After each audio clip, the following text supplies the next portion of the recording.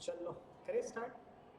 आज अपन क्या करते हैं बिजनेस एनवायरनमेंट का जो ये वाला चैप्टर है, चैप्टर नंबर 2, इसका एक बार फटाफट क्विक रिवीजन कर लेंगे। राइट, इसका रैपिड रिवीजन कर लेंगे, थोड़ा सा एग्जाम ओरिएंटेड इसको रखेंगे ताकि आपका जो पर्पस है ये सेशन अटेंड करने का वो भी सॉल्व हो जाए। राइट, क्योंकि अपना परसों एग्जाम है, परसों फर्स्ट को एग्जाम है बेसिकली।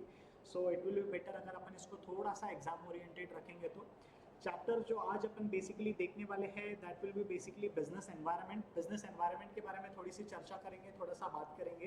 राइट, बेसिक से शुरुआत करते हैं। ठीक है, जहाँ तक अपन बिजनेस की बात करते हैं, what is the meaning of business? Business is nothing but it is an economic activity. Right, हम लोग ये इकोनॉमिक एक्टिविटी को करते क्यों हैं? हर इकोनॉमिक एक्टिविटी करने को पीछे का बेसिक पर्पस जो होता है that is to earn money.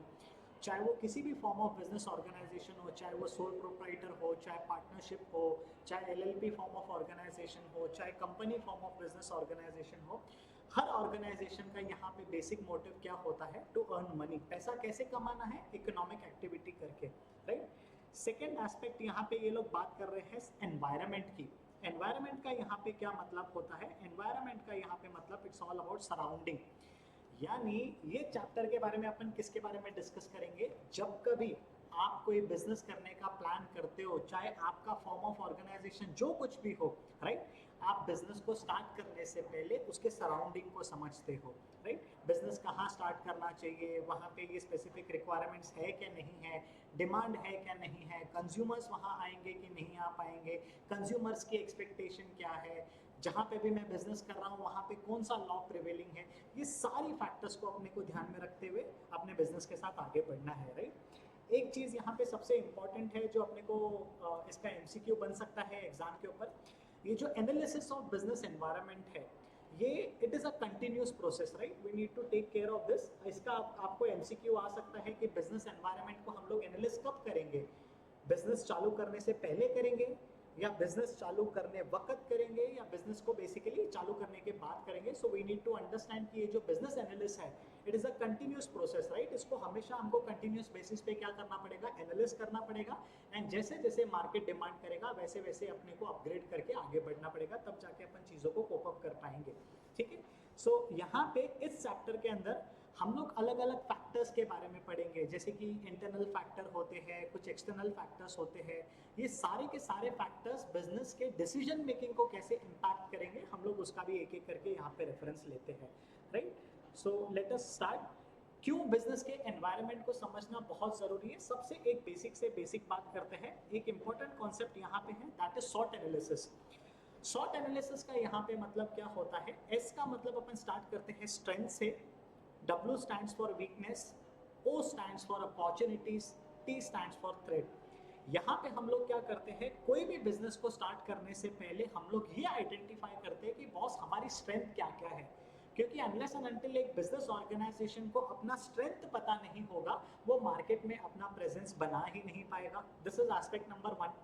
Aspect number 2 की अगर मैं आपके साथ बात करता हूं तो यहाँ पे वीकनेस भी बहुत इंपॉर्टेंट रोल प्ले करता है, क्योंकि अगर हम लोग सिर्फ अपने स्ट्रेंथ को लेके आगे बढ़ेंगे और वीकनेस को एनालिस करने की बात ही नहीं करेंगे, वीकनेस को एक्नॉलेज करने की बात नहीं करेंगे, तो अपना जो यहाँ पे पर्पस है वो पर्पस भी डिफीट हो जाएगा।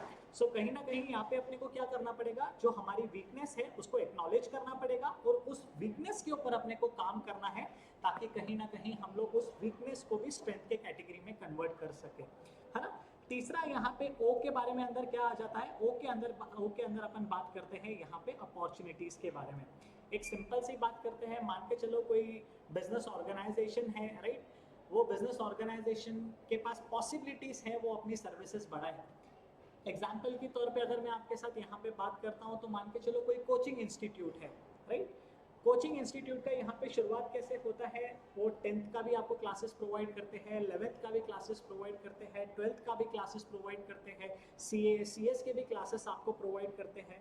जैसे जैसे वो लोग आगे बढ़ते हैं they have a possibility, they have an opportunity कि वो लोग क्या करते हैं, कॉमर्स के अलावा आपको साइंस के भी एजुकेशन प्रोवाइड कर सके। So there is an opportunity which is available in the market. Avail करना है कि नहीं करना है that is all up to you, right. यहाँ पे दूसरा टी के बारे में ये लोग क्या बात कर रहे हैं? थ्रेट्स। थ्रेट्स का यहाँ पे मतलब क्या है कि क्या क्या दिक्कतें हम लोग फेस कर सकते हैं। क्योंकि अगर हम सिर्फ स्ट्रेंथ की बात करेंगे, अगर हम लोग सिर्फ हमारे प्रोडक्ट की बात करेंगे, हमारे एक्सपर्टीज की बात करेंगे और बाकी सारी चीज़ों को हम लोग इग्नोर करेंगे तो कहीं ना कहीं हम लोग पीछे रह जाएंगे। So it is very much important for every business organisation, चाहे वो सोल प्रोप्राइटर हो, चाहे पार्टनरशिप फॉर्म ऑफ ऑर्गेनाइजेशन हो, चाहे एलएलपी फॉर्म ऑफ ऑर्गेनाइजेशन हो, चाहे कंपनी फॉर्म ऑफ ऑर्गेनाइजेशन हो, हर बिजनेस ऑर्गेनाइजेशन को अगर इकोनॉमिक एक्टिविटी करना है, बिजनेस करना है, तो उनको set short analysis continuously basis पे आगे करना पड़ेगा, right. We need to understand this. S का मतलब अपन ने यहाँ पे क्या देखा था, it is all about strength, and O का डब्ल्यू का मतलब अपन ने यहाँ पे क्या देखा था, it is all about weakness. We need to understand. And ये जो शॉर्ट एनालिसिस होगा ये कैसे होगा, ये सारा का सारा short analysis basically continuous basis पे होगा, राइट। इसका एक एमसीक्यू आपका बन सकता है, इसके बारे में भी अपन ने डिस्कस किया हुआ है। अच्छा, शॉर्ट एनालिसिस क्यों करना है, बिजनेस एनवायरनमेंट को हर बार एनालिसिस क्यों करना है, उसके बारे में भी अपन यहाँ पे एक एक करके चीजें को समझते हैं, ठीक है। सबसे पहला पॉइंट जो यहाँ पे दिया हुआ है, that is identifying the business opportunities. Again अगर मैं आपके साथ यहाँ पे बेसिकली बात करता हूँ, तो जब तक बिजनेस मार्केट में रहकर पैसा कमाना चाहता है, तो सबसे इंपॉर्टेंट चीज उनके लिए ये है कि कैसे कैसे वो अपने आप को अपग्रेड करे, ये ढूंढता रहे, अपॉर्चुनिटीज मार्केट में ढूंढता रहे। जैसे कि फॉर एग्जांपल के तौर पे मैंने आपको कोचिंग क्लासेस का बताया था, इसी के बारे में समझते हैं। कोई व्यक्ति अगर आपको 10th और 12th की कोचिंग प्रोवाइड कर रहा है, उसको आगे अगर ग्रो होना है तो टेक्नोलॉजी वाइज भी उसको अपनी अपॉर्चुनिटीज को देखना पड़ेगा। एट द सेम टाइम अगर बच्चे उनके एजुकेशन से सेटिस्फाइड है तो हायर लेवल को भी basically they can plan and go ahead, right. So continuous basis पे अपने को क्या करना पड़ेगा, अपॉर्चुनिटीज देखना पड़ेगा, अपॉर्चुनिटीज को ट्रैक करना पड़ेगा, उन अपॉर्चुनिटीज के ऊपर काम करके डिलीवर करना पड़ेगा। बिकॉज जब तक डिलीवर नहीं करेंगे, हमारी जगह पे कोई और दूसरा पर्सन आ जाएगा एंड दूसरा पर्सन डिलीवर करेगा, आप वहीं के वहीं रह जाओगे। This is why it is important to understand this, right. Second aspect, ये लोग किसकी बात कर रहे हैं, help in tapping the useful resources. What is resources, resources is all the things जो आप अपने बिजनेस में इम्प्लाई करते हो, अपने बिजनेस में लगाओगे। यहाँ पे दो पॉसिबिलिटीज अपन देख सकते हैं, राइट। सबसे पहली पॉसिबिलिटी जो यहाँ पे अपन फोकस करेंगे, दैट इज फिजिकल रिसोर्सेज। जैसे कि मान के चलो मैं आपके साथ मशीन्स की बात करता हूँ, राइट, रॉ मटेरियल्स की बात करता हूँ। इसके अलावा अगर मैं रिसोर्सेज की आपके साथ बात करता हूँ, तो यहाँ पे ह्यूमन रिसोर्सेज भी एक बहुत इंपॉर्टेंट रोल प्ले करता है, यानी मैन की बात कर रहे हैं। सो अगर आपके पास जो रिसोर्सेज है उसको अगर आप सही तरीके पे इस्तेमाल करके बिजनेस को आगे नहीं बढ़ाएंगे, तो अपना पर्पस यहाँ पे फुलफिल होने वाला नहीं है। इसके लिए we need to understand the business, we need to understand the resources of business, we need to understand कि यहाँ पे अपने पास कितने लोग हैं, लोग की क्या क्वालिफिकेशन है एंड वो लोग क्या डिलीवर कर सकते हैं। क्योंकि अगर हमको ये सारी की सारी चीज़ें पता होंगी, ऑटोमेटिकली हम लोग बेहतरीन तरीके से हमारे कंज्यूमर्स को, क्लाइंट्स को डिलीवर कर पाएंगे।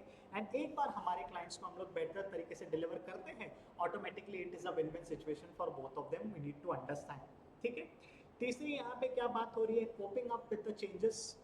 अब सीधी सी बात है, स्मार्टफोन्स की अगर हम लोग बात करते हैं तो वी स्टार्टेड विद छोटा सा फोन, राइट। जैसे जैसे हम लोग आगे गए, हम लोग बेसिकली QWERTY कीपैड की तरफ आए, और थोड़ा सा आगे गए हमारे पास स्मार्टफोन आया, टच स्क्रीन आया, थोड़ा सा और आगे गए हैं, हमारे पास फोल्डेबल फोन आया है। सो कहीं ना कहीं this is all changes, this is all research, this is on development which is happening. आज के तारीख में भी अगर नोकिया पुराना फोन चालू करके मार्केट में बेचने की कोशिश करता है, तो कहीं ना कहीं उसका पर्पस फुलफिल नहीं होगा। We need to understand this, right. So जैसे जैसे मार्केट में ट्रेंड आ रहे हैं, उन ट्रेंड को कोप अप करना it's a responsibility of business. अगर कोप अप नहीं करेंगे तो आपका जो पर्पस है, इकोनॉमिक एक्टिविटी करके पैसा कमाना, प्रॉफिट अर्न करना, ये पर्पस में अपन डिफिट हासिल करेंगे। We need to understand this. Next they are talking about this assistance in planning. Again what is assistance in planning, planning का मतलब क्या होता है, what is to be done, right. It is not only what is to be done, it is how is, कैसे करेंगे हम लोग ये सारी की सारी चीजें, वो भी यहाँ पे समझना बहुत जरूरी है।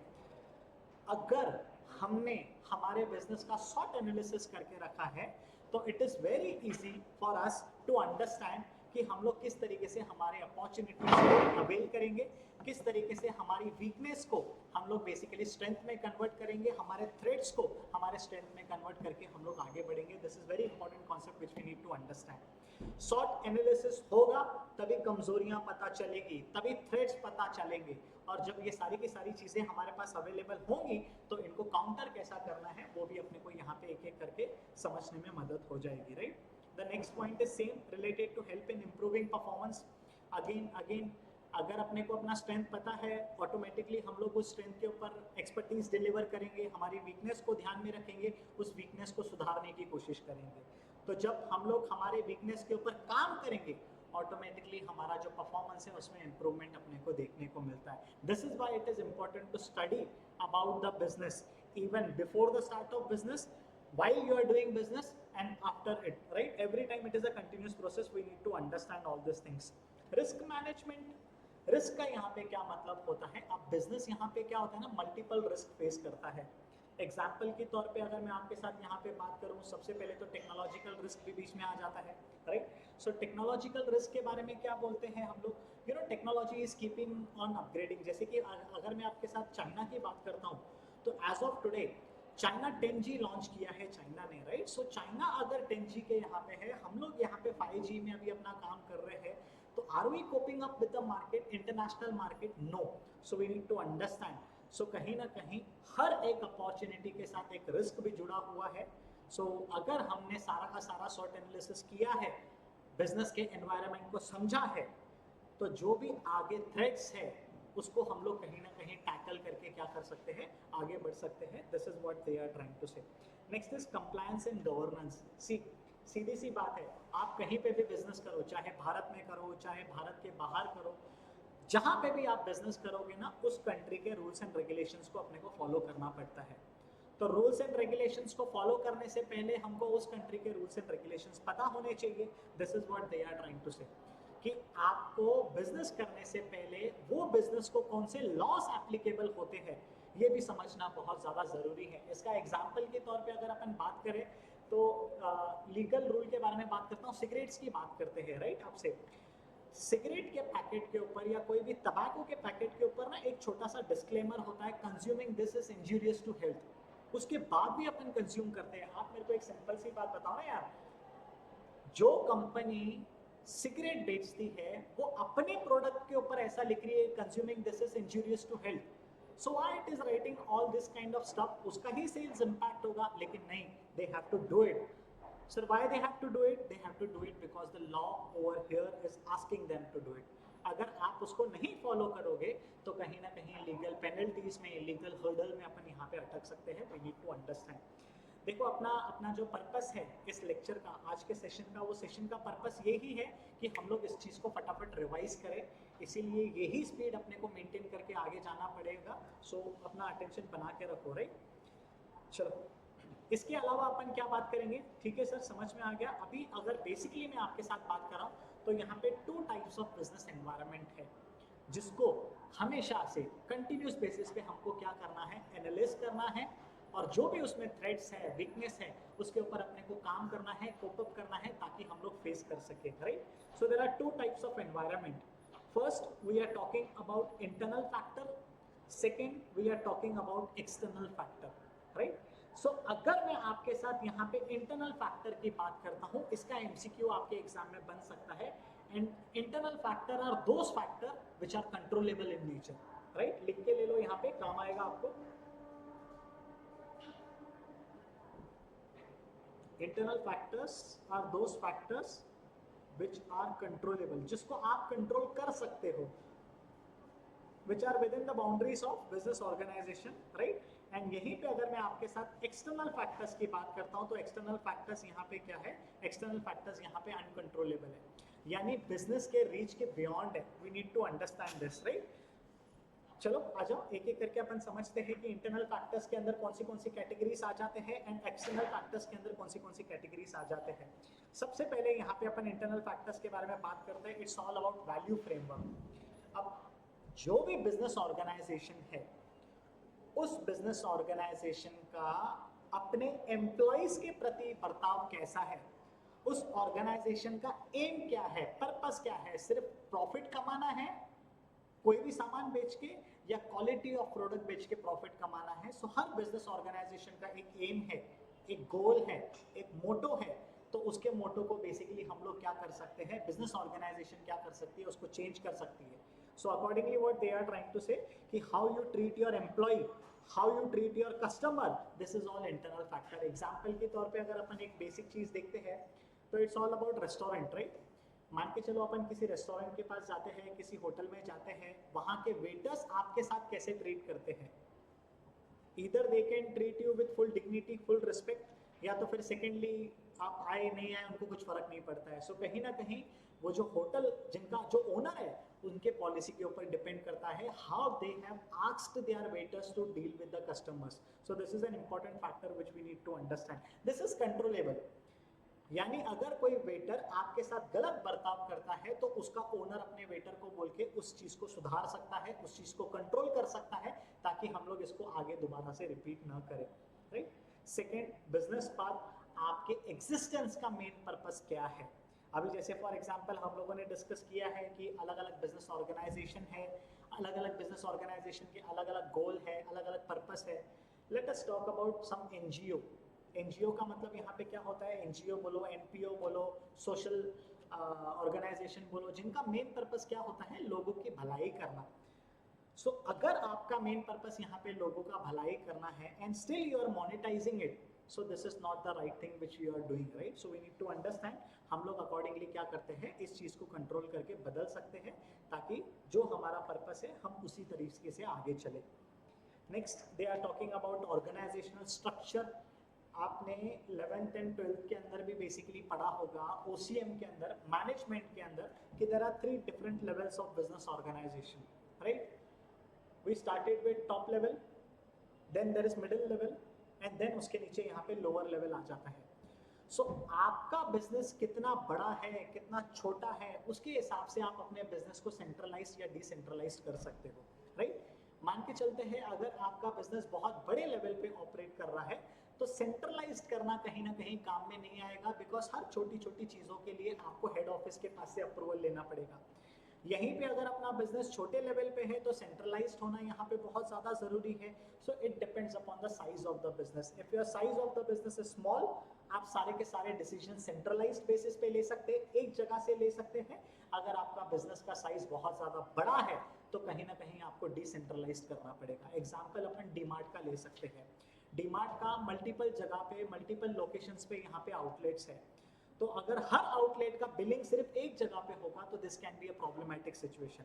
हर आउटलेट का ऑर्डर सिर्फ एक जगह से दिया जाएगा तो it is an next to impossible thing which we can do. So कहीं ना कहीं अगर इफ इट इज डिसेंट्रलाइज्ड तो हर एक बिजनेस आउटलेट क्या करेगा, अपना खुद का ऑर्डर खुद के रिक्वायरमेंट्स के हिसाब से देगा ताकि they can timely serve the customer. This is what they are trying to say. Next देखो ये लोग क्या बताने की कोशिश कर रहे हैं, organisational culture and values. Again, how you treat your client, how you treat your employee, how you treat the other stakeholder, ये सारी की सारी चीजें भी बहुत ज्यादा क्या करती है, मैटर करती है। We need to understand this. तो इसको आप क्या कर सकते हो, जब चाहे बिजनेस ऑर्गेनाइजेशन इसको चेंज कर सकता है।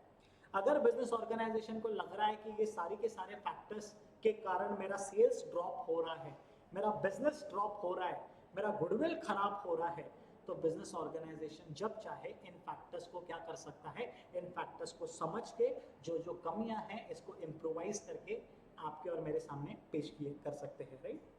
Next is all about human resources. Human resources यानी यहाँ पे किसकी बात हो रही है, यहाँ पे मेन की बात हो रही है, यहाँ पे एम्प्लॉयज की बात हो रही है जो आपके ऑर्गेनाइजेशन को रन कर रहे हैं, राइट? सो अगर आपके एम्प्लॉयज इनोवेटिव है, क्रिएटिव है, हम्बलनेस है उनके अंदर, एंड कहीं ना कहीं they are able to treat with respect, treat with dignity to your client, this will fortunately gain your business, right? आपके प्रॉफिट्स बढ़ा के देगा। लेकिन कहीं ना कहीं अगर आपके एम्प्लॉयज के अंदर ये सारी की सारी चीजें मिसिंग है तो that day is not far कि आपके बिजनेस को आपको बंद करना पड़ेगा। We need to understand this aspect as well, right? Physical resources की भी यहाँ पे बात हो रही है। फिजिकल रिसोर्सेज का यहाँ पे क्या मतलब होता है, सीधी सी बात है, अगर मेरे पास रॉ मटेरियल अवेलेबल होगा तो ही मैं उस रॉ मटेरियल को प्रोडक्शन करूंगा, उस रॉ मटेरियल को फिनिश गुड्स में कन्वर्ट करूंगा। जब मेरा रॉ मटेरियल फिनिश गुड्स में कन्वर्ट होगा तभी तो मैं उस रॉ मटेरियल को मार्केट में सेल कर पाऊंगा, और जब मार्केट में सेल करूंगा तब तो इनकम आएगा, जब इनकम आएगा तब तो प्रॉफिट होगा, जब प्रॉफिट होगा तब तो मेरे बिजनेस का एग्जिस्टेंस यहाँ पे पूरा का पूरा कंप्लीट होगा। We need to understand this. Unless और until the physical resources are not available with me, जिसका एग्जांपल हम लोगों ने रॉ मटेरियल का लिया था, तब तक क्या मैं मेरे फिनिश गुड्स को बना पाऊंगा? क्या नहीं। जब तक फिनिश गुड्स नहीं बनेगा तब तक मार्केट में बेच पाऊंगा? क्या नहीं। जब तक बेच नहीं पाऊंगा तब तक इनकम आएगा? क्या नहीं। जब तक इनकम नहीं आएगा तब तक प्रॉफिट आएगा? क्या नहीं। एंड जब तक प्रॉफिट नहीं आता है तब तक हमारे बिजनेस का पर्पस फुलफिल होगा? क्या? It is a big question mark, we need to understand this. ठीक है, नेक्स्ट देखो यहाँ पे क्या ये लोग बात कर रहे हैं, they are talking about technology. Again technology भी यहाँ पे बहुत इंपॉर्टेंट रोल प्ले करता है। अगर मैं आपके साथ एजुकेशन सेक्टर में बात करता हूँ तो technology has played a very important role. Covid आने से पहले सारे के सारे मोस्टली क्लासेस जो होते थे वो ऑफलाइन मोड में होते थे, right? This is what we have understood. लेकिन अभी कोविड के बाद क्या हो रहा है, कोविड के बाद सारे के सारे क्लासेस अभी ऑनलाइन हो रहे हैं, जैसे आप भी ऑनलाइन ही अटेंड कर रहे हो। So this is only possible if we have all the technological related things, right? मेरे पास अच्छी क्वालिटी की कैमरा है, मेरे पास अच्छी क्वालिटी का साउंड सिस्टम है, मेरे पास सॉफ्टवेयर है जिस सॉफ्टवेयर के मदद से मैं आपके लिए ये लेक्चर्स प्रोवाइड कर पा रहा हूँ। सो ये सारी की सारी चीज़ें आपके पास होना बहुत ज़रूरी है।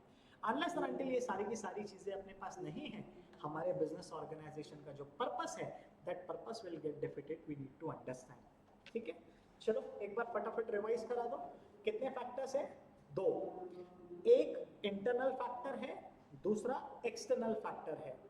एक इंटरनल फैक्टर है, दूसरा एक्सटर्नल फैक्टर है। And as far as internal factor is concern, ये कंट्रोलेबल फैक्टर्स है। कंट्रोलेबल का यहाँ पे क्या मतलब होता है? जिसको बिजनेस ऑर्गेनाइजेशन, उसके ओनर्स अपने हिसाब से मैनिपुलेट कर सकते हैं, चेंजेस कर सकते हैं, अपग्रेडेड वर्जन मार्केट में प्रोवाइड कर सकते हैं। लेकिन when we are talking to external factors are beyond the control of business, उसको uncontrollable factors भी बोला जाता है। इसका भी MCQ आपके एग्जाम में बन सकता है, तो take care of it, right? अभी हम लोगों ने सारे के सारे इंटरनल फैक्टर्स को समझा। अभी अपन यहाँ पे क्या करेंगे, एक एक करके एक्सटर्नल फैक्टर्स के बारे में समझते हैं, so that we have the complete knowledge of this. सबसे पहले यहाँ पे एक्सटर्नल फैक्टर के अंदर आ जाता है पॉलिटिकल एनवायरनमेंट। अगर मेरे देश की सरकार स्टेबल नहीं है तो चाहे मेरी आइडियाज कितने अच्छे क्यों ना हो, मेरे पास कितने भी बेहतरीन क्वालिटी के एम्प्लॉयज क्यों ना अवेलेबल हो, I will not be able to serve the purpose. We need to understand this. तो जिस भी कंट्री का पॉलिटिकल पार्टी स्टेबल होती है, सरकार स्टेबल होती है, स्टेबल सरकार अच्छी पॉलिसीज बनाएंगी और वही अच्छी पॉलिसीज बिजनेस हाउसेस को मदद करती है for the purpose of going ahead, for the purpose of growing. We need to understand this, right? So सरकार कौन सी होगी, कौन सी नहीं होगी, this is beyond the control of business organisation. We need to understand this, ठीक है? सेकेंड, यहाँ पे ये लोग बात कर रहे हैं इकोनॉमिक एनवायरनमेंट की। इकोनॉमिक की अगर मैं आपके साथ यहाँ पे बात कर रहा हूँ तो इकोनॉमिक के अंदर बेसिकली इट ऑल डिपेंड्स कि गरीबी है, मार्केट में क्या चल रहा है, इन्फ्लेशन है, महंगाई है, at the same time we need to understand recession है, अनएम्प्लॉयमेंट रेट कितना है। ये सारी की सारी factors beyond the control of business organisation है। तो बिजनेस ऑर्गेनाइजेशन अगर कुछ करना भी चाहे तो भी वो कुछ नहीं कर पाएगा। क्यों नहीं कर पाएगा? मार्केट में ही अगर मंदी होगी, लोगों के पास पैसा नहीं होगा, तो आप कितने भी अच्छी क्वालिटी ऑफ गुड्स क्यों ना प्रोवाइड करेंगे, पर्पस फुलफिल नहीं होगा। क्यों फुलफिल नहीं होगा? अरे लोगों के पास पैसा ही नहीं है। लोगों के पास पैसा नहीं है तो लोग खर्च करने नहीं आएंगे। लोग खर्च करने नहीं आएंगे तो आपका प्रोडक्ट नहीं बिकेगा। आपका प्रोडक्ट नहीं बिकेगा तो ना सेल्स होगी, ना इनकम आएगा, ना प्रॉफिट जनरेट होगा, ना अपना बिजनेस ऑर्गेनाइजेशन का पर्पस फुलफिल होगा। We need to understand this, ठीक है? तीसरी अगर मैं यहाँ पे आपके साथ बात करता हूँ तो we are talking about socio cultural activities, socio cultural environment. जैसे कि एज फैक्टर यहाँ पे बीच में आ जाता है, इनकम फैक्टर यहाँ पे बीच में आ जाता है, एजुकेशन लेवल यहाँ पे बीच में आ जाता है। सो आपके प्रोडक्ट्स को, आपके सर्विसेज को जो व्यक्ति अवेल करता है, आप कौन से मार्केट में हो, सिंपल सी बात करते हैं यार, आपके साथ टकलों की दुनिया में जाके अगर आप कंगा बेचोगे तो आपका बिजनेस का पर्पस यहाँ पे फुलफिल नहीं होगा, right? So it all depends आपके कस्टमर्स कौन है, एंड देन आपके कस्टमर्स को सर्व करने के लिए आपकी प्रोडक्ट कितनी एफिशिएंट है। This is what they are talking about, ठीक है? Fourth is all about technological. Again business में टेक्नोलॉजी का भी होना बहुत ज़रूरी है। जैसे कि फॉर एग्जांपल अगर मैं इंडिया लेवल पे आपके साथ बात करता हूँ तो आपके और मेरे जैसे जो कॉमन मैन है, they are able to use only 5G technology, right? लेकिन चाइना ने अभी थोड़े समय पहले 10G टेक्नोलॉजी लॉन्च किया है. सो उनके जो common people are able to use the 10G technology and we are not able to use it. Can it help us? It is beyond the control of business organisation. मेरा business organisation कुछ नहीं कर सकता इस चीज के लिए, right? We need to understand this. इसके अलावा लीगल एनवायरनमेंट, कौन से रूल्स है, रेगुलेशंस है, पॉलिसीज है जो मेरे बिजनेस ऑर्गेनाइजेशन के ऊपर एप्लीकेबल होती है, वो भी बहुत ज़्यादा मैटर करता है. मान के चलते हैं, अगर मैं आपके साथ आज के तारीख में ऑटोमोबाइल सेक्टर की बात करता हूँ, एक बेसिक से बेसिक गाड़ी की बात करता हूँ, थार की बात करते हैं अपन, ठीक है? सो अगर आप मेरे साथ थार की बात करते हैं तो करीब करीब 10 लाख रुपया टैक्स लिया जाता है हमारे से.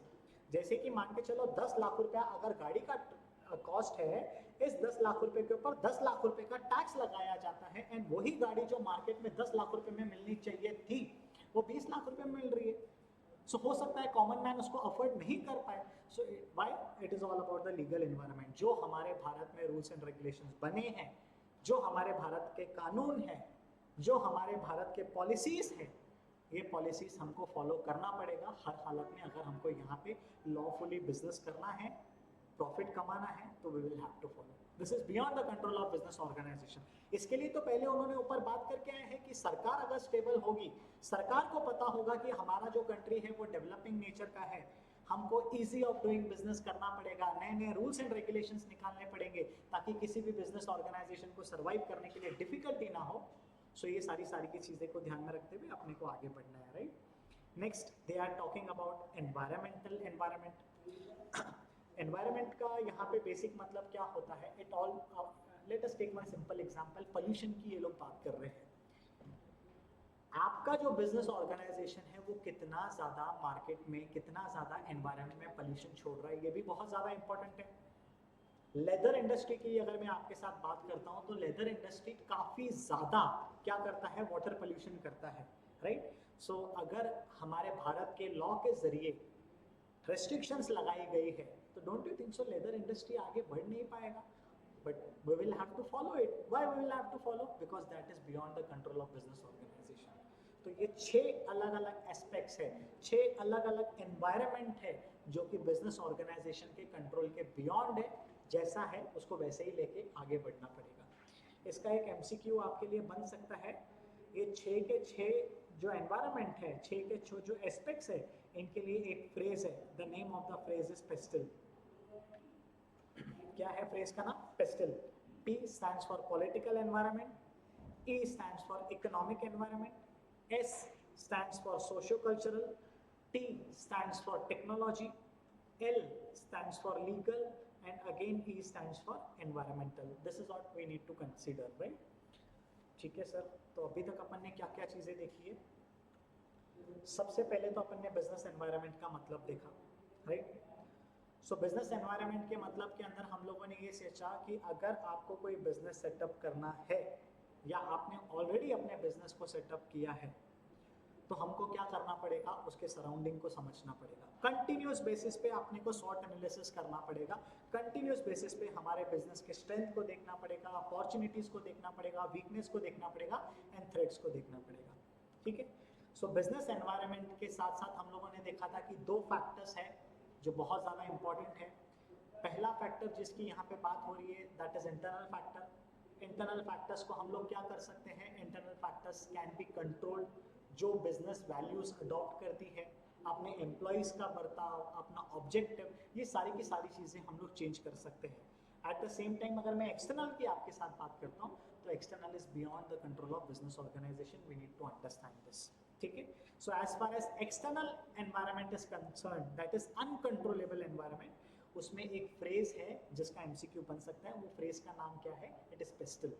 P stands for political, E stands for environmental, उसके बाद S यहाँ पे रुकता है सोशियो कल्चरल के लिए, T stands for technological, L stands for legal, E stands for economic. We need to understand all these things. Done?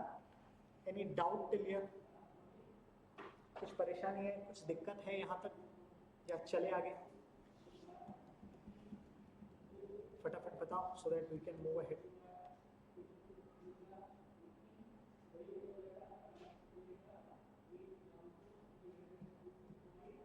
चले आगे. चलो, लेट अस अंडरस्टैंड. अभी अपन ना बेसिकली एक दूसरे कॉन्सेप्ट के बारे में बात करेंगे, इजी ऑफ डूइंग बिजनेस। इसका भी अपने को एमसीक्यू बन सकता है। कुछ इंपॉर्टेंट चीज़ें हैं जो मैं हाईलाइट करके रखता हूँ, अभी उसको ध्यान देना। पहले तो इसका मैं बैकग्राउंड बता देता हूँ। Easy of doing business index, world bank करके एक ऑर्गेनाइजेशन है इंटरनेशनल लेवल पे। ये ऑर्गेनाइजेशन क्या करता है, वर्ल्ड के 190 कंट्रीज को एनालाइज करता है और उनके लिए रैंकिंग प्रोवाइड करता है। सर ये रैंकिंग किस बेसिस पे होती है? ये सारी की सारी रैंकिंग उस बेसिस पे होती है कि अगर कोई बिजनेस ओनर आपके कंट्री में बिजनेस सेटअप करना चाहता है तो उसको वहां पे बिजनेस सेटअप करने में कितना समय लगता है, कैपिटल मिलने में कितना समय लगता है, कंस्ट्रक्शन के लिए अप्रूवल के लिए कितना समय लगता है, अगर बिजनेस बंद करने की नौबत आती है तो वाइंडिंग अप करते समय कितना समय लगता है। ये सारी के सारी फैक्टर्स को क्या करते हैं, एनालिस करते हैं। एनालिस करके 190 कंट्रीज को दे प्रोवाइड अ रैंकिंग। एक सबसे इंपॉर्टेंट चीज जो यहाँ पे अपने को ध्यान में रखना है, 2021 के बाद वर्ल्ड बैंक ने ऑफिशियली ये पब्लिश करना बंद कर दिया है।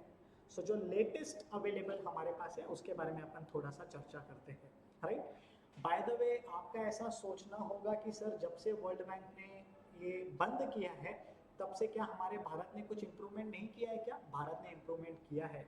ये जो हमारा आत्मनिर्भर भारत करके है, मेक इन इंडिया करके ये इनिशिएटिव्स हमारी सरकार ले रही है डीपीआईआईटी के जरिए, दिस शोज कि even though if some international body is not analysing us, हम लोग फिर भी क्या कर रहे हैं, इम्प्रोवाइज कर रहे हैं। सर इम्प्रोवाइज क्यों कर रहे हैं? इम्प्रोवाइज इसके लिए कर रहे हैं ताकि हमारे देश में पैसा आए। सर पैसे का क्या करना है? पैसा आएगा तो इंफ्रास्ट्रक्चर होगा, इंफ्रास्ट्रक्चर होगा तो बिजनेस बनेगा, बिजनेस बनेगा तो ऑटोमेटिकली लोगों को एम्प्लॉयमेंट मिलेगी, एम्प्लॉयमेंट मिलेगा तो लोगों को जॉब मिलेगा, जॉब मिलेगा तो लोगों को सैलरी मिलेगी, सैलरी मिलेगी तो स्टैंडर्ड ऑफ लिविंग इंप्रूव होगा, स्टैंडर्ड ऑफ लिविंग इंप्रूव होगा तो ऑटोमेटिकली हमारी भारत की जो जो समस्या है ये सारी की समस्या एक एक करके दूर होती जाएगी। We need to understand this, ठीक है।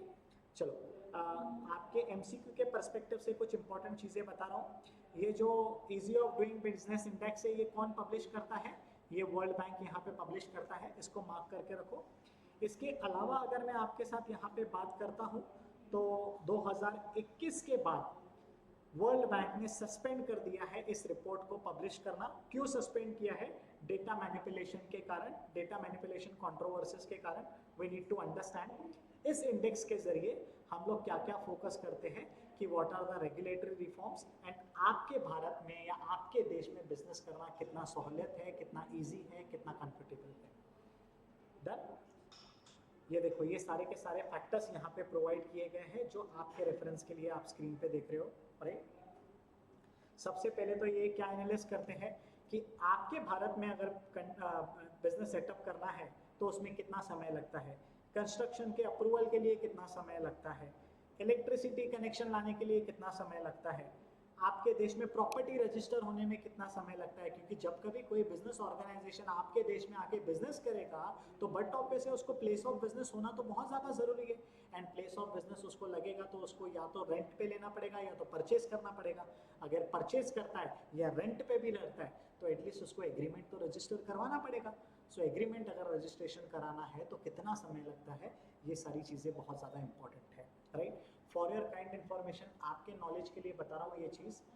हमारे भारत में पहले अगर आपको company form of organization incorporate करना था तो करीब करीब 1 महीना इस प्रोसेस को लग जाता था। लेकिन as and when we are growing, we are improvising, आज के तारीख में भारत में हो सकता है लगभग आप 1 हफ्ते के अंदर कंपनी इनकॉर्पोरेट कर सकते हो। लेकिन अगर मैं आपके साथ यूनाइटेड स्टेट्स की बात करता हूं तो ये लोग 1 दिन में कंपनी इनकॉर्पोरेट करने की भी बात करते हैं। So understand from that person जिसको बिजनेस करना है वो उस जगह पे जाके बिजनेस करेगा क्या जहां पे उसको 1 हफ्ता लगेगा सेटअप करने में, या उस जगह पे जाएगा जहां पे उसका बिजनेस 1 दिन में सेटअप हो जाएगा। So this is how we need to see the things from world bank perspective, उनके हिसाब से, राइट। अच्छा, यहाँ पे मेरे को एक बात बताओ, बिजनेस के लिए आपके पास प्रॉपर्टी मिल जाना is not the only thing. Property मिलेगा उसके बाद मेरे को कैपिटल भी तो चाहिए। आपने पढ़ा है अपने अकाउंट्स के अंदर एसपी के अंदर भी आप लोगों ने पढ़ा है कि there are two types of capital, there is fixed capital and there is working capital. So what is fixed capital? Fixed capital is all the money which you are investing in purchase of fixed assets. What is working capital? Day to day expenses.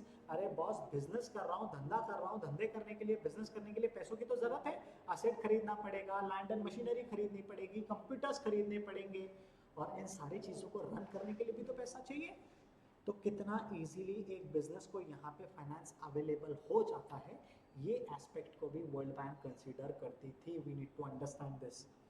इतना ही नहीं, आपके देश में taxes का कैसा है. Higher the taxes, lower is the willingness of a businessman to do business in your country. अब ऐसे भी देश है जहाँ पे जीरो टैक्सेस है बिजनेस करने के लिए, और ऐसे भी देश है जहाँ पे, जैसे अगर मैं आपके साथ हमारे कंट्री की बात करता हूँ, तो कॉर्पोरेट टैक्स यहाँ पे 30% है. मतलब अगर आपको हमारे भारत में बिजनेस करना है तो जितना भी आप प्रॉफिट कमाते हो, if you are a company form of business organization, 30% of the taxes goes to government. So can I say higher the taxes, higher the businessman may think so burden on it. और जितना ज़्यादा burden दिखेगा उतना कम वहाँ पे interest आएगा business open करने को. ये भी एस्पेक्ट वहाँ पे कंसिडर किया जाता है. So not only about taxes, not only about money, not only about construction, but also कि अगर मेरे को मेरा बिजनेस बंद करने की नौबत आती है, तो बिजनेस बंद करना यानी क्या? सारे के सारे असेट्स को बेचना. सारे असेट्स को बेच के एक एक लाइबिलिटी को पे ऑफ करना. जब सारे असेट्स बिकेंगे, लाइबिलिटीज पे ऑफ होंगी, कॉम्पिटेंट कोर्ट का अप्रूवल लगेगा, तो ये सारी की सारी चीजें करने में हमें कितना समय लगता है, इस चीज को भी एनालिस किया जाता है. यानी बिजनेस चालू करने से लेकर बिजनेस खत्म करने तक जितने भी फैक्टर्स है, ये सारे के सारे फैक्टर्स को कौन एनालिस करता था? वर्ल्ड बैंक एनालिस करता था.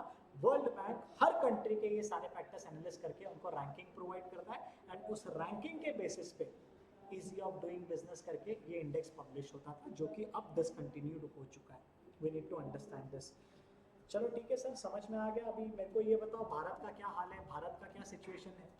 आपके रेफरेंस के लिए अगर मैं यहाँ पे बता दूं, तो out of 190 country, recent report के हिसाब से, रीसेंट रिपोर्ट का डेट है 24 अक्टूबर 2019. इसको हाईलाइट कर दो, इसका एमसीक्यू बन सकता है. 24 अक्टूबर 2019 के हिसाब से आउट ऑफ 190 कंट्री हमारा जो भारत का पोजीशन है that is 63rd rank. Ideally अगर मैं आपको थोड़ा सा भारत का पोजीशन बताता हूं, तो भारत का position earlier was 142nd rank. 142nd rank से हम लोगों ने इम्प्रोवाइज करके करके करके 77th रैंक पे आए, और अभी इस लेटेस्ट रिपोर्ट में हम लोग 63rd रैंक के ऊपर है. अभी तो खैर वर्ल्ड बैंक ने हमारा रैंकिंग करना, एनालिस करना बंद कर दिया है. इसका ये मतलब नहीं है कि भारत ने भी इम्प्रोवाइज करना बंद कर दिया है. भारत इस कंटिन्यूस बेसिस पे क्या कर रहा है? इम्प्रोवाइज कर रहा है. सर किसके गाइडेंस में भारत इम्प्रोवाइज कर रहा है? तो हम उसके बारे में भी पढ़ेंगे, दैट इज DPIIT. उसके बारे में भी थोड़ी सी चर्चा करते हैं अपन. थोड़े से इंपॉर्टेंट फीचर्स देखते हैं यहाँ पे, जो आपके MCQ के पर्सपेक्टिव से इंपॉर्टेंट माने जाते हैं. सबसे पहली चीज जो है, हमारा India is one of the top 10 improvers. आप सोचो, जिसका रैंकिंग 143rd था, उसने अपने आप को इम्प्रोवाइज करके 63rd रैंक पे आके खड़ा हुआ है. कितना ज्यादा उसने अपने आप को इम्प्रोवाइज किया है. अब मैं आपके साथ टैक्स की बात करता हूँ. हमारे भारत में पहले वैट टैक्स हुआ करता था, CST हुआ करता था, अलग अलग सेस लगाए जाते थे. लेकिन क्या ना, ऐसे ये सारे के सारे अलग लॉस को स्क्रैप करके हम लोगों ने GST को लाया. सो this is the reform which law is making. पुराने समय में अगर हमारे बिजनेस को बंद करना है, असेट बेचने हैं, लाइबिलिटी पे करना है, तो it was too much time consuming process. लेकिन आज के तारीख में हमारे भारत ने IBC लाया है, that is insolvency and bankruptcy code. और इस लॉ के तहत एक टाइम बाउंड प्रोसेस रखा है कि आपको इस टाइम बाउंड प्रोसेस में क्या करना है, अपने बिजनेस का क्लोज करके चीजें खत्म करनी है. We need to understand this. समझ में आ रहा है कि अपन क्या डिस्कस कर रहे हैं. इसके अलावा अगर मैं आपके साथ सबसे इंपॉर्टेंट चीज बताता हूं जिसका MCQ में आने का पॉसिबिलिटी है, इंडिया ने फर्स्ट पोजीशन मेंटेन किया है साउथ एशियन कंट्रीज में. इंडिया की हालत 2014 में 6th थी साउथ एशियन नेशंस में से, लेकिन आज के तारीख में फर्स्ट पोजीशन है. हम लोग हमारे को इम्प्रोवाइज कर रहे हैं. लॉ में रिफॉर्म्स ला रहे हैं, लॉ में चेंजेस ला रहे हैं ताकि इजी ऑफ डूइंग बिजनेस हो सके। जितना ज़्यादा हमारे यहाँ पे बिजनेस करना आसान होगा उतना ज़्यादा लोग हमारे यहाँ आएंगे, पैसा इन्वेस्टमेंट करेंगे, इंफ्रास्ट्रक्चर बनेगा, डेवलपमेंट होगा, एम्प्लॉयमेंट रेट बढ़ेगा, स्टैंडर्ड ऑफ लिविंग बढ़ेगा। The overall goal is to make India a developed economy. हमारे प्रधानमंत्री का एक टारगेट है 2047 तक विकसित भारत का टारगेट अपने को अचीव करना है। तो विकसित भारत का टारगेट हम लोग कैसे अचीव करेंगे? जब हमारे यहाँ पे पूरा का पूरा देश डेवलप होगा। देश कब डेवलप होगा? जब स्टेट्स डेवलप होंगे। स्टेट कब डेवलप होगा? जब सारे सिटीज डेवलप होंगे। जब सारा का सारा डेवलपमेंट सही तरीके से आगे चलेगा तब जाके 2047 का जो टारगेट है वो हम अचीव कर पाएंगे। We need to understand this. ठीक है, चलो आ जाओ थोड़ा सा और एक स्टेप आगे बढ़ते हैं। वर्ल्ड बैंक के बाद जो हमारे ऊपर एक निगरानी रखता है वो डिपार्टमेंट का नाम है department for promotion of industry and international trade, जिसको प्यार से DPIIT बोला जाता है। अपन ने पढ़ा विकसित भारत के टारगेट को अचीव करने के लिए, हमारे कंट्री को डेवलप कंट्री बनाने के लिए सारे स्टेट्स डेवलप होने चाहिए। तो अलग अलग स्टेट्स ऑफ इंडिया ने अलग अलग इनिशिएटिव्स लिया है, अलग अलग रिफॉर्म्स लिए हैं, अलग अलग चेंजेस लाए हैं ताकि चीज़ें आसानी से आगे फ्लो हो सके। We need to understand this, right. Exam perspective से अपने लिए यहाँ पे क्या इंपॉर्टेंट है? ये एक पोर्टल है, ये पोर्टल का नाम हाईलाइट कर दो, इसको मेंशन कर लो, इसका एक MCQ बन सकता है। ये पोर्टल का नाम है बिजनेस रिफॉर्म एक्शन प्लान, इसको हाईलाइट करके रखो। ये एक्शन प्लान को क्यों बनाया गया है? इम्प्लीमेंटेशन को ट्रैक करने के लिए कि क्या क्या इम्प्लीमेंटेशन हो रहे हैं, क्या क्या चेंजेस हो रहे हैं, उसको हम लोग रियल टाइम बेसिस पे क्या कर रहे हैं? ट्रैक कर रहे हैं। ट्रैक करना क्यों जरूरी है? बॉस जब तक ट्रैक नहीं करेंगे तब तक समझ में कैसे आएगा कि हमारा कंट्री डेवलप हो रहा है कि नहीं हो रहा है, या एक ही जगह पे आके खड़ा हो गया है। We need to understand. So ये ब्रैप पोर्टल का भी एक MCQ बन सकता है। सो ब्रैप का यहाँ पे फुल फॉर्म क्या है? It is business reform action plan, right. ये किसने लॉन्च किया है?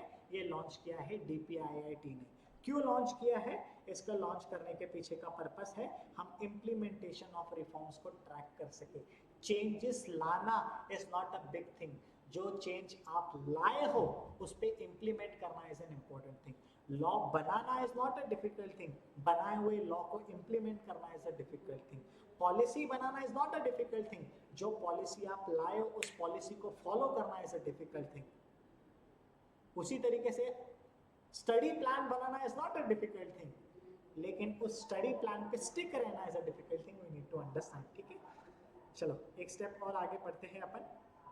ये तो कुछ खास है नहीं, MCQ के पर्सपेक्टिव से अपना उतना ही इंपॉर्टेंट है। Again understand the purpose of this lecture is कि हम 1 से 1.5 घंटे में किस तरीके से ये पूरा का पूरा चैप्टर रिवाइज कर सकते हैं।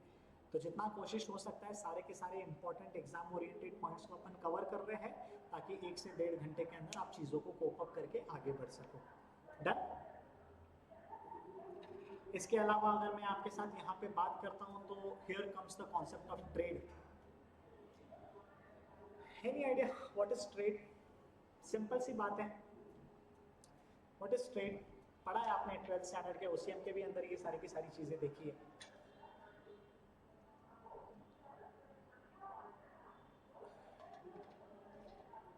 बोलो, what is trade? Trade is nothing but it is buying and selling of goods and services, right. Simple भाषा में अगर मैं आपके साथ बात करता हूं, so what is trade? Trade is buying and selling. ठीक है सर, समझ गए। अब ये जो बाइंग एंड सेलिंग है ये हम नेशनल लेवल पे भी कर सकते हैं और इंटरनेशनल लेवल पे भी कर सकते हैं। पहले मैं आपके साथ नेशनल लेवल पे बात करता हूँ। सबसे पहले तो अपने को ये प्रोसेस समझना पड़ेगा कि ये चलता कैसा है। ठीक है, सबसे पहले इधर ही करते हैं अपन, इधर ही लिखते हैं so that it is easy for you to make the notes. सबसे पहले तो यहाँ पे आ जाता है प्रोड्यूसर। प्रोड्यूसर का यहाँ पे मेन काम क्या होता है? प्रोड्यूसर रॉ मटेरियल को कन्वर्ट करता है फिनिश्ड गुड्स में। ठीक है, और जो फिनिश गुड्स यहाँ पे बनते हैं इन फिनिश गुड्स को बेचा जाता है होलसेलर के पास। सर होलसेलर क्या करता है? होलसेलर इज एन अथॉरिटी जो बल्क में परचेस करता है और बल्क में सेल करता है। ठीक है सर, समझ गए। होलसेलर के बाद जो तीसरा इस चेन के अंदर आता है that is retailer. Sir retailer कौन है? जो होलसेलर से बल्क में परचेस करता है लेकिन छोटे छोटे टुकड़ों में आपके और मेरे जैसे कंज्यूमर्स को सेल करता है, दैट इज रिटेलर। ठीक है सर, समझ गए। चौथा यहाँ पे जो अथॉरिटी आती है उसको हम लोग बोलते हैं कंज्यूमर, यानी the people like you and me who consume the goods and services. तो ये पूरा का पूरा चेन है। प्रोड्यूसर रॉ मटेरियल को फिनिश गुड्स में कन्वर्ट करता है, होलसेलर बल्क में परचेस करता है और रिटेलर को बल्क में सेल करता है, रिटेलर बल्क में परचेस करता है और आपके और मेरे जैसे कंज्यूमर्स को छोटे छोटे हिस्सों में बांटता है, छोटे छोटे हिस्सों में देता है। This is what we need to understand. So अगर मैं आपके साथ ट्रेड की बात करता हूं, नेशनल ट्रेड की बात करता हूं, नेशनल ट्रेड का यहाँ पे मतलब क्या होता है? नेशनल ट्रेड को डोमेस्टिक ट्रेड भी बोला जाता है। डोमेस्टिक ट्रेड का यहाँ पे मतलब क्या होता है? With in the boundaries of India, with in the boundaries of India. इसका मतलब है कि अगर मैं भारत के अंदर ही अंदर गुड्स को बाइंग एंड सेलिंग कर रहा हूं तो उसको क्या बोलते हैं? डोमेस्टिक ट्रेड बोलते हैं। लेकिन अगर मैं भारत के बाउंड्रीज को क्रॉस करके आगे जाके ट्रेड करने की कोशिश कर रहा हूं, बाइंग एंड सेलिंग कर रहा हूं, तो उसको इंटरनेशनल ट्रेड बोला जाता है। डन। अब ये होलसेल के बारे में तो अपन ने समझ लिया है, रिटेल के बारे में भी समझ लिया है। अब अपन यहाँ पे बात करते हैं इंटरनेशनल ट्रेड के बारे में। सबसे पहले यहाँ पे है import trade. What is import trade? Import का मतलब होता है, सीधी सी बात है, if we consider as India, India के पर्सपेक्टिव से अगर फॉरेन कंट्री से कोई सामान आ रहा है, this is known as import trade. So if anything, if any goods manufactured out of India is coming to India and people in India are consuming it, it is known as import trade. ठीक है sir, समझ गए। What about export trade? Export trade यानी हम सामान को विदेश बेच रहे हैं। एक है जो हमारे देश के अंदर आ रहा है, दूसरा है जो हमारे देश से सामान बन के बाहर जा रहा है। सो जो आ रहा है दैट इज इंपोर्ट, जो जा रहा है दैट इज एक्सपोर्ट। सर ये एंट्रीपोर्ट ट्रेड मतलब क्या होता है? एंट्रीपोर्ट ट्रेड यानी वो ट्रेड होता है हम एक कंट्री से परचेस करते हैं, उसमें थोड़ा सा प्रोसेस करते हैं, प्रोसेस करके उसको विदेश में दूसरे कंट्री में बेच देते हैं। फॉर योर काइंड इंफॉर्मेशन अगर मैं आपके साथ बात करूं तो भारत और पाकिस्तान के बीच में कुछ ट्रेड होता है जो हम लोग उनको डायरेक्टली नहीं करते बट इनडायरेक्टली करते हैं। एग्जाम्पल के तौर पे समझते हैं, मान के चलो हमने कुछ सामान ऑस्ट्रेलिया को बेचा, ऑस्ट्रेलिया में उसमें थोड़ा सा माइनस प्लस करके ऑस्ट्रेलिया ने वो प्रोडक्ट पाकिस्तान को बेचा। सो ये एक तरीके का इंटरपोर्ट ट्रेड है। अगर मैं इंडिया के पर्सपेक्टिव से आपके साथ बात करता हूँ, मान के चलो मैंने जापान से कोई चीज़ मंगाई है, उसमें मैंने थोड़ा सा प्रोसेसिंग किया, थोड़ा सा वैल्यू एडिशन किया, या एज इट इज मैंने उसको क्या किया, दूसरे कंट्री में बेच दिया, तो वो इंटरपोर्ट ट्रेड के अंदर आ जाते हैं। यानी if goods is coming in India, import trade; if goods is going out of India, export trade; if good is coming in India, getting processed, again going out of India, this is intra-import trade. We need to understand. इतना ही है पूरा trade का concept. इतना समझ में आ गया, that is sufficient for the purpose of attempting the MCQ. समझ में आ रहा है या ऊपर से जा रहा है? Are you understanding what we are trying to discuss? चलो, समझ में आ रहा है तो फटाफट यस कमेंट कर दो so that we can go head. ठीक है, आगे चलते हैं। एमसीक्यू के पर्सपेक्टिव से एक और मेरे को टॉपिक कराना है to conclude this chapter. They are talking about auxiliaries to trade. Auxiliaries का मतलब यहाँ पे क्या होता है? सिंपल सरल भाषा में आपके साथ बात करता हूँ। ऑक्सिलरीज का मतलब होता है सपोर्टिंग। सर मेरे को नहीं समझ में आ रहा है आप क्या डिस्कस कर रहे हो। Let us understand in a very simple manner. मान के चलो मैं एक होलसेलर हूँ, मैं एक बिजनेसमैन हूँ, मैं एक जगह से सामान परचेस करता हूँ, उसको दूसरी जगह पे सामान सेल करता हूँ।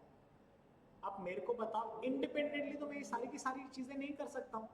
अगर मेरा प्रोडक्ट जम्मू कश्मीर में बन रहा है, मैं महाराष्ट्र में लोकेटेड हूँ, मेरे को केरला में सामान सेल करना है, तो डोंट यू थिंक सो मेरे को ट्रांसपोर्ट सर्विस यहाँ पे लेना बहुत ज़्यादा ज़रूरी है? Because if I want to process the goods, if I want to process the raw material, I will have to first get the raw material transported from north to Maharashtra and from Maharashtra to south. So transport service यहाँ पे होना बहुत ज़्यादा ज़रूरी है। तो जब सामान परचेस किया है, जब सामान बेचा है, तो पैसों की भी तो लेन देन होती है। सारा ट्रांजैक्शन तो हम लोग कैश में नहीं कर सकते हैं, तो यहाँ पे बैंकिंग सेक्टर भी बीच में आ जाता है। अच्छा, while doing the transport ऐसे भी तो पॉसिबिलिटीज है कि वो गाड़ी खाई में गिर गई, गाड़ी को आग लग गई, गाड़ी का एक्सीडेंट हो गया, तो वो लॉसेस से प्रोटेक्ट करने के लिए मेरे को इंश्योरेंस है। तो ये सारी की सारी सपोर्टिंग एक्टिविटीज को ऑक्सिलरीज टू ट्रेड बोला जाता है। ठीक है, अपन एक एक करके इस चीज को समझते हैं। सबसे पहले ये लोग बात कर रहे हैं transportation and logistics. We understood about this, right? मेरा रॉ मटेरियल किधर है? पंजाब में है, उसको आना किधर है? महाराष्ट्र में आना है। उसी रॉ मटेरियल को प्रोड्यूस करके मेरे को बेचना किधर है? केरला में बेचना है। तो मैं लाऊंगा कैसे, ट्रांसपोर्ट कैसे करूंगा? ये सारी की सारी चीजें करने के लिए मेरे को लॉजिस्टिक यानी ट्रांसपोर्ट की जरूरत पड़ेगी। ट्रांसपोर्ट एजेंसीज होंगे तो I will be able to purchase the raw material. Transport agencies होंगे तो I will be able to sell the raw material, I will be able to sell the finished goods. We need to understand. Second is insurance. Insurance को basically क्या बोलते हैं? Insurance is nothing but it is a safety net. Insurance को हम लोग क्यों करते हैं? ताकि जो भी लॉसेस हो रहे हैं एक्सीडेंट के कारण, डैमेज के कारण, थेफ्ट के कारण यानी चोरी होने के कारण ड्यूरिंग द ट्रांसपोर्ट, ये सारी की सारी चीजें यहाँ पे कवर अप हो जाती है। तीसरी जो हमको सपोर्टिंग सर्विसेज लगती है that is bank and finance. क्यों? हमको लेटर ऑफ क्रेडिट लेना पड़ता है, हम ऑनलाइन ट्रांजैक्शन करते हैं, एनईएफटी करते हैं, आरटीजीएस करते हैं, आईएमपीएस करते हैं, यूपीआई करते हैं। ये सारी की सारी ट्रांजैक्शंस को करने के लिए हमको बैंक के सहारे की जरूरत है। Done. Next, it's communication and IT. अभी मैं आपके लिए लेक्चर ले रहा हूँ, इट इज़ नॉट पॉसिबल अगर ये ऑनलाइन नहीं होगा तो, वाईफाई अवेलेबिलिटी नहीं होगा तो, टेक्नोलॉजी अवेलेबल नहीं होगा तो, सिम कार्ड्स अवेलेबल नहीं होंगे तो नेटवर्क कहाँ से होगा? We need to take care of all this things, right? So business करना, buying and selling is totally a different activity, लेकिन इस एक्टिविटी को फुलफिल करने के लिए हमको इनके सहारे की जरूरत पड़ती है। इसके लिए इसको ऑक्सिलरीज टू ट्रेड बोला जाता है। Done. Next, advertisement and marketing. आपने सुना होगा, जब तक दिखता नहीं तब तक बिकता नहीं। So unless and until if I am not aware of the product, how will I able to purchase that? मुझे प्रोडक्ट के बारे में पता ही नहीं है तो मैं उसको परचेज कैसे करूंगा? एंड जब तक मैं परचेज नहीं करूंगा, इनकम नहीं बनेगा, सेल नहीं होगा, सेल नहीं होगा, इनकम नहीं बनेगा, इनकम नहीं होगा, प्रॉफिट नहीं होगा। तो हर बिजनेस ऑर्गेनाइजेशन को अपने प्रोडक्ट का प्रचार करने के लिए मार्केटिंग करना पड़ता है, एडवर्टीजमेंट करना पड़ता है। एडवर्टीजमेंट होता है तो लोगों के अंदर अवेयरनेस आती है, अवेयरनेस आती है तो फिर लोग उसको परचेज करते हैं, लोग परचेज करेंगे तब कंपनी को इनकम मिलता है, इनकम मिलेगा तब कंपनी को प्रॉफिट मिलता है, जब कंपनी को प्रॉफिट मिलता है तभी उनका बिजनेस होने का जो बेसिक पर्पस है, to earn the profit that gets fulfilled. We need to understand this. ठीक है। Next is legal and regulatory supports. अब आप मेरे को बताओ, हम लोग ऊपर पढ़ के आए हैं इंपोर्ट ट्रेड भी है, एक्सपोर्ट ट्रेड भी है, तो आपको नहीं लगता है इंपोर्ट एंड एक्सपोर्ट करने में there are few restrictions, there are few procedures which every business organization needs to follow? तो कहीं ना कहीं ये सारे के सारे रेगुलेटरी सपोर्ट को भी अपने को क्या करना पड़ेगा? लीगल एक्सपर्ट की जरूरत लेनी पड़ेगी। अब कस्टम्स है, मैं खुद जाके तो अपना सामान वहां पे नहीं लेके आ सकता हूँ, मेरे को किसी एक्सपर्ट की जरूरत पड़ेगी, right? Company secretary is also a kind of expert जिसको कंपनी की जरूरत पड़ती है for the purpose of corporate governance. Chartered accountant is expert जिसको कंपनी की जरूरत पड़ती है for the purpose of accounting. CMA is also expert जिसको कंपनी की जरूरत पड़ती है for the purpose of understanding the costing वाला aspect. A lawyer is also expert, legal advisory services उनसे हासिल करनी है। तो कहीं ना कहीं अगर मेरे को बिजनेस करना है तो ये सारे के सारे सपोर्टिंग एजेंसीज को एक साथ जोड़ के रखना पड़ेगा, एक साथ जोड़ के आगे बढ़ना पड़ेगा। We need to understand this. ठीक है। Next is market research. Market research यानी क्या होता है? हमको कंटिन्यूस बेसिस पे यहाँ पे मार्केट को समझना पड़ेगा, स्टडी करना पड़ेगा। एक एग्जांपल के तौर पे बताता हूँ, nowadays people are wearing that jute bag as a dress. I'll give you one simple example जिसमें हम लोग बचपन में वो लेमन एंड स्पून खेलते थे, राइट? वो पोता बोलते हैं उसको, जूट बैग बोलो, पोता बोलो, गुनी बोलो, बात एक ही है। Nowadays they are making a trend. What is the trend? उसकी जीन्स बना के मार्केट में बेच रहे हैं and that jeans is being purchased. तो आप मेरे को बताओ, जब तक रिसर्च नहीं होगी, जब तक डेवलपमेंट नहीं होगा, तब तक बात कैसे समझ में आएगी, right? We are using smart watches, smart watches के अंदर अलग अलग फीचर्स है, मोबाइल फोन्स के अंदर अलग अलग फीचर्स है, वाटरप्रूफ फैसिलिटी है, वाटरप्रूफ ये अलग अलग फीचर्स है। ये सारी की सारी features are the result of research. कि कंज्यूमर क्या चाहते हैं, कंज्यूमर के दिमाग में क्या चीज़ें हैं, क्योंकि कंज्यूमर के चीज़ों को समझेंगे तब तो प्रोडक्ट में डेवलपमेंट आएगा, एंड जब प्रोडक्ट में डेवलपमेंट आएगा तब तो हम लोग थोड़ा सा हमारा इनोवेशन क्रिएटिविटी लगा के मार्केट में सेल करेंगे एंड हमारा बिजनेस को ग्रो करेंगे, एक्सपांड करेंगे। We need to understand this, ठीक है। बस एग्जाम पर्सपेक्टिव से हालांकि इतना ही है, इम्पोर्टेंट जो चीज़ें हैं अगेन मैं आपको यही चीज़ बता रहा हूँ कि ये जो आज का सेशन है, ये जो आज का लेक्चर है, this is just exam oriented, एक क्विक रिविजन के लिए है। अगर आप इसको डिटेल रिविजन, डिटेल लेक्चर करके समझ के बैठे हो तो this will be not working right for you. We need to understand this. Done. इसको क्या करना है अपने को, अच्छे से ये सारी की सारी चीज़ें जो हाईलाइट करवाई है, जो जो चीज़ें अपन ने डिस्कस की है, इसको एक छोटे से पेज पे लिख के रखो, सो दैट इतना पेज भी अगर आप एग्जाम में रिवाइज करके गए ना तो this may be sufficient for you to go ahead. We need to understand this. Done. चलो, let me know if there is any problem. If no, we can close the session.